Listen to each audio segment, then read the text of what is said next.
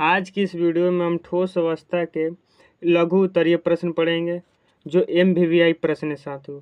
जितना भी आज की इस वीडियो में मैं प्रश्न कराऊंगा इस चैप्टर से आपके एग्जाम में 2025 में साथियों एक भी बाहरी प्रश्न नहीं पूछेगा साथियों।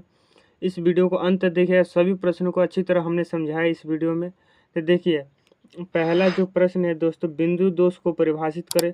ठोस रावा में फ्रेंकल दोष क्यों उत्पन्न होता है? तो देखिए दोस्तों, बिंदु दोष क्या होता है?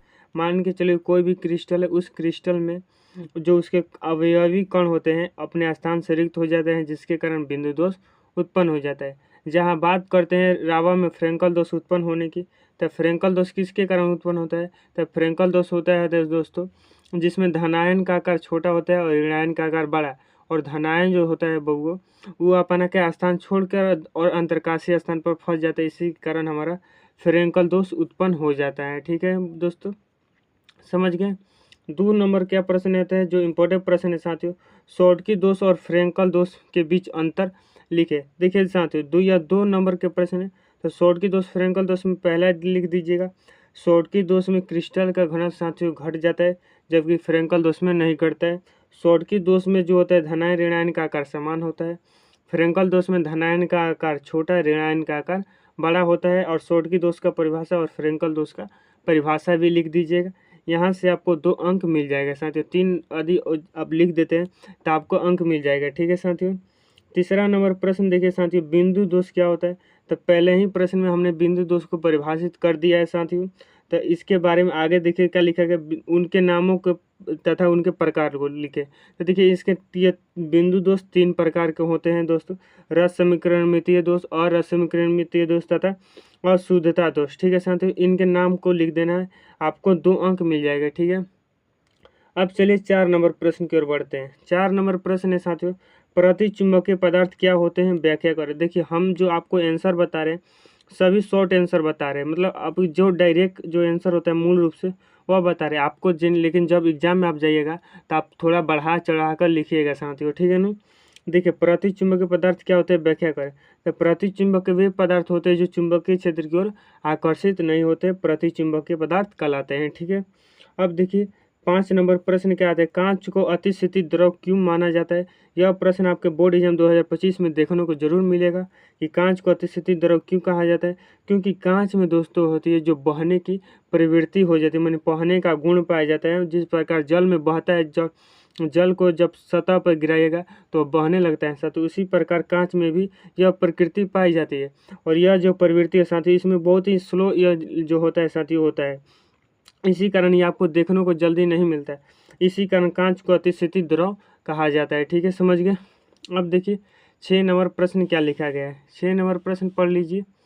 यहाँ पर लिखा है दोस्तों, नेटवर्क ठोस क्या होता है? नेटवर्क ठोस किससे कहते हैं? नेटवर्क ठोस कहिए चाहे स्वसंयोजक ठोस कहिए साथियों, बात बरोबर है। तो देखिए नेटवर्क ठोस वह ठोस होता है जिसमें हमारा क्या होता है दोस्तों, स्वसंयोजक बंधन द्वारा इसके अवयवी कण जुड़े रहते हैं। ठीक है, जैसे हीरा, ग्रेफाइट, क्वार्ट्ज इसके स्वसंयोजक ठोस के मुख्य रूप से उदाहरण है साथियों। ठीक है, 7 नंबर क्या प्रश्न है, फ्रेंकल दोष क्या होता है? तो देखिए दोस्तों फ्रेंकल दोष क्या होता है, तो इस दोष में हमने पहले ही 2 नंबर प्रश्न में इसका उत्तर बताया कि फ्रेंकल दोष में साथियों जो होते हैं धनायन कण अपने स्थान को छोड़कर क्या कहाँ पर पहुंच जाते हैं, अंतरकाशीय स्थान पर, इसी कारण फ्रेंकल दोष उत्पन्न होता है, जिसमें जो होता है दोस्तों क्रिस्टल का घनत्व अपरिवर्तित रहता है। क्योंकि देखिए दोस्तों जो इसमें जो कण होते हैं और जो धनायन वह क्रिस्टल के अंदर ही रहता है, बाहर नहीं जाता, इसलिए इस पर हमारा किसी प्रकार का इथी नहीं होता है, मतलब उसके घनत्व में कमी नहीं होती है। ठीक है साथियों। 8 नंबर क्या प्रश्न है, फ्रेंकल इकाई एफसीसी इकाई सेल क्या होता है? तो एफसीसी इकाई सेल क्या होता है? तो जिस इकाई सेल में जो दोस्तों जो अवयवी कण कोने के अलावा क्या फलक पर भी स्थित रहते हैं, एफसीसी इकाई सेल कहा जाता है। ठीक है, आपको इस तरह लिख देना है। 9 नंबर प्रश्न पढ़िए, आणविक ठोस गलित अवस्था में विद्युत के सुचालक होते हैं परंतु ठोस अवस्था में नहीं, ये ऐसा क्यों? देखिए दोस्तों आज किसी भी विद्युत का सुचालक होने के लिए या तो उसमें मुक्त इलेक्ट्रॉन चाहिए या मुक्त आयन चाहिए। ठीक है साथियों, तो देखिए जब इसको हम गलित अवस्था में लाते हैं आणविक ठोस को, इसमें मुक्त आयन पाए जाने लगते हैं, इसलिए हमारा क्या यह सुचालक होता है। जबकि ठोस अवस्था में इसमें मुक्त आयन नहीं होते साथियों, इसी कारण इसमें हमारा नहीं होता है इसमें विद्युत का सुचालक ठोस अवस्था में। ठीक है, समझ गए प्रश्न। 10 नंबर क्या प्रश्न है, रवादार ठोस क्या होता है, उदाहरण दे। तो रवादार ठोस के लिए चाहे क्रिस्टलीय ठोस के लिए बात बरोबर है।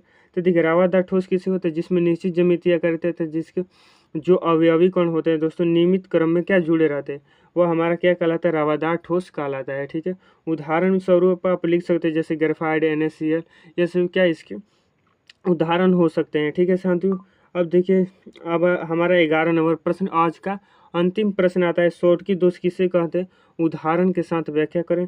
तो शॉर्टकी दोष क्या होता है, तो जिस दोष में धनायन और ऋणायन कण समान संख्या में अपने स्थान से क्या होता है, रिक्त हो जाते हैं, वही हमारा शॉर्टकी दोष कहलाता है। जैसे NaCl, KCl इसके क्या है साथियों, उदाहरण हो सकते हैं। ठीक है, समझ गए। इस तरह आपको इतने जो 11 प्रश्न बताए जो काफ़ी इंपॉर्टेंट है साथियों। तो वीडियो अच्छी लगी तो वीडियो को लाइक कर दीजिएगा और इस वीडियो को ज़्यादा से ज़्यादा अपने सभी मित्रों में शेयर कीजिए। और व्हाट्सएप ग्रुप ज्वाइन करने के लिए नीचे डिस्क्रिप्शन बॉक्स में लिंक दिया गया, वहाँ से आप जुड़ सकते हैं साथियों। ठीक है, और चैनल को भी अवश्य सब्सक्राइब कर लीजिए। चलिए मिलते हैं किसी नेक्स्ट वीडियो में, तब तक के लिए धन्यवाद आप सभी से।